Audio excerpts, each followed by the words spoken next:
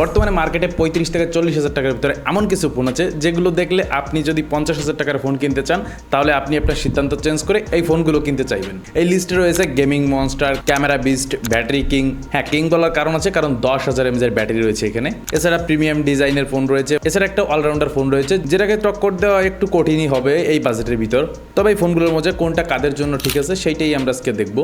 তো চলুন শুরু করা যাক 35 থেকে 40,000 টাকার ভিতর টপ 5 স্মার্টফোন। তো আমাদের এই লিস্টে প্রথমে রয়েছে Motorola phone, Motorola S70 Fusion। এই ফোনটা 36,000 টাকার ভিতর পেয়ে যাবেন। এখানে 8GB ও 128GB স্টোরেজ রয়েছে। স্টোরেজের দিক দিয়ে একটু কম রয়েছে, তবে বাকি সব বিষয় ঠিকঠাকই রয়েছে। বিশেষ করে এই ফোনটার ডিজাইনের দিক দিয়ে একটু এগিয়ে রয়েছে। ডিসপ্লেও যথেষ্ট পরিমাণ ভালো রয়েছে। 6.78 ইঞ্চের অ্যামোলেড ডিসপ্লে রয়েছে এবং এখানে 144Hz রিফ্রেশ রেট রয়েছে এবং 5200 পিক ব্রাইটনেস রয়েছে, যা দ্বারা বলা যায় যে ডিসপ্লে একদম খারাপ না। আপনি এই ব্রাইটনেস নিয়ে আউটডোরও ভালো একটা ভিজিবিলিটি পেয়ে যাবেন। প্রসেসর হিসেবে এখানে রয়েছে স্ন্যাপড্রাগন 7S Gen 4, যেটা দাম অনুযায়ী একদম ঠিকঠাক রয়েছে। পারফরমেন্সের জায়গাটাও একদম ঠিকঠাকই রয়েছে।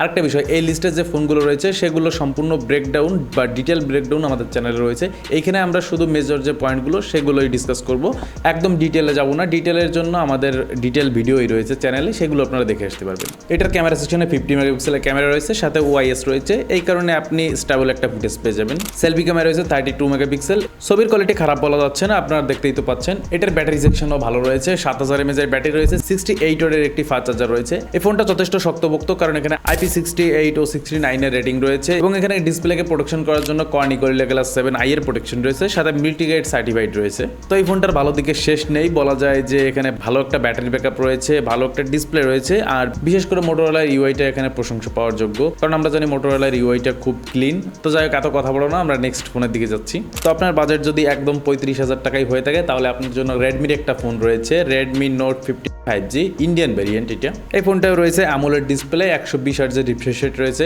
এখানে মিডিয়াটেক ডায়মেনসিটি 7400 আল্ট্রা চিপসেট রয়েছে, তবে এটার ইউএফএস টাইপটা একটু কম রয়েছে 2.2, যে কারণে বলা যায় যে খুব ফাস্ট পাবেন না, তবে আবার যে খুব স্লো হবে তেমনটাও না। ডেইলি টাস্কগুলো খুব সুন্দরভাবে হ্যান্ডেল করতে পারছিল।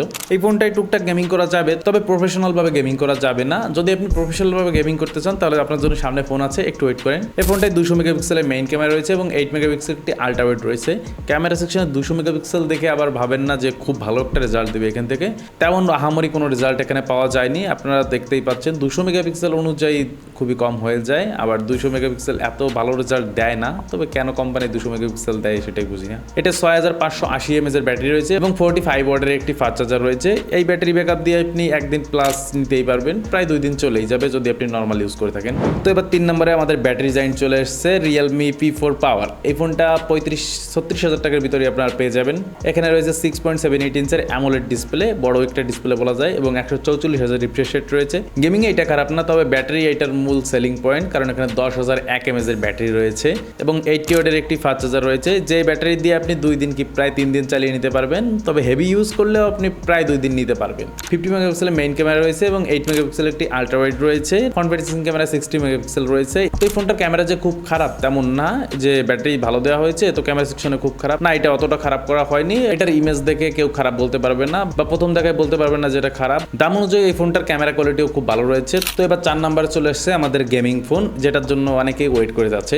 এখানে রয়েছে Redmi Turbo 4 Pro। এই ফোনটার দাম আগে অনেকটা কম ছিল, তবে এখন 37,000 টাকার মতো আপনাকে খরচ করতে হবে, 37,500 টাকার মতো আপনাকে খরচ করতে হবে এই ফোনটা নিতে হলে। এখানে 6.83 ইঞ্চের অ্যামোলেড ডিসপ্লে রয়েছে, অনেক বড় একটা ডিসপ্লে পাবেন এবং 120Hz রিফ্রেশ পাবেন। তবে 120Hz গেম প্লেও বর্তমানে হিউজ, সাধারণত গেম এর বেশি FPS 144 FPS এ খুব একটা গেম নেই, 120 FPS এই বেশিরভাগ গেম রয়েছে। প্রসেসর হিসেবে রয়েছে এখানে Snapdragon 8S Gen 4 এবং UFS টাইপ রয়েছে 4.1, মানে এই বাজেটে বলা যাচ্ছে সর্বোচ্চ লেটেস্ট এইটা বলা যাচ্ছে, এবং গেমিং সেকশনে খুব উড়াধুরা গেমিং হবে। স্ন্যাপড্রাগনের প্রসেসর এটা যথেষ্ট ভালো এবং পাওয়ারফুল প্রসেসর।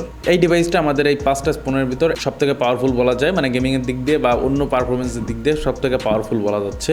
এই ফোনটা দিয়ে ডেইলি টাস্কগুলো খুব সুন্দরভাবে অনায়াসেই করতে পারবেন, তেমন এরপর কোনো লোডই পড়বে না।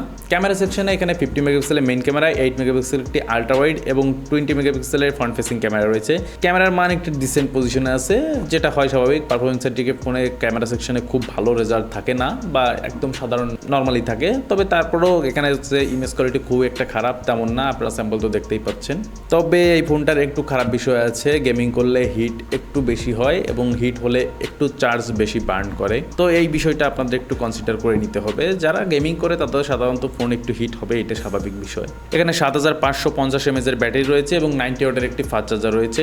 গেমিং করলে এই ফোনটার ব্যাটারি একদিনেও কম পড়ে যাবে, তবে নর্মালি ইউজ করলে প্রায় 2 দিন নিতে পারবেন। সাধারণত এই ফোনটা যখন গেমিংয়ের দিকে বেশি মনোযোগ দেওয়া হয়েছে তো ব্যাটারি একদিনই যাবে সাধারণত বলা যায়, তবে একদিন দিন শেষে যদি আপনার শেষ হয়ে যায় তবে আরেকবার চার্জ করে নিন। তো এরপর ফাইনালে আমাদের একটা ওপোর ফোন রয়েছে, ওপো F31 Pro Plus। এই ফোনটা কিনতে হলে আপনার 37,000 টাকার মতো খরচ করতে হবে। এটার 8/256 GB ভ্যারিয়েন্ট রয়েছে।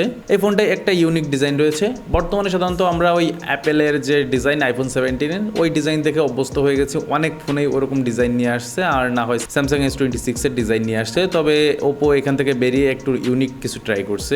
আসলে ফোনটা বলা যায় একটু ব্যালেন্স করে চলার চেষ্টা করছে। এখানে ডিসপ্লে খুব একটা আহামরি পজিশনে নেই, কারণ বিগ ব্রাইটনেস একটু কম রয়েছে 1600 নিটস। তবে 1000-এর উপরে গেলেই সাধারণত ভিজিবিলিটি ভালোই থাকে।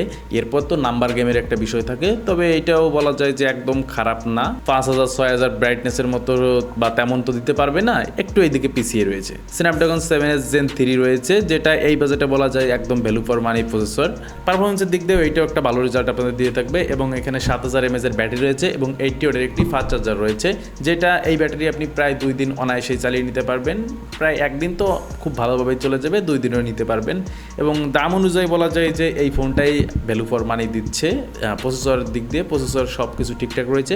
এছাড়া যদি আপনি গেমিং করতে চান তাহলে এর আগের ফোনটা আপনারা নিতে পারবেন। তবে যারা অলরাউন্ডার একটা ফোন চাচ্ছেন তারা এইটাও দেখতে পারেন, আবার মোটরোলার ওই ফোনটাও দেখতে পারেন। তো আসলে ফোনের দাম বেড়ে গেছে, এর উপরে 50,000 টাকার ভিতর খুব ভালো ফোন রয়েছে তেমন না। তো এই কারণে 40,000 টাকার ভিতরে একটা ভিডিও দেওয়ার চেষ্টা করলাম। নেক্সট আপনারা কত হাজার টাকার ভিতর ফোনের ভিডিও চাচ্ছেন সেটা একটু কমেন্ট সেকশনে জানিয়ে দেবেন। তো দেখা হচ্ছে অন্য কোনো ভিডিওতে, ততক্ষণের জন্য বাই।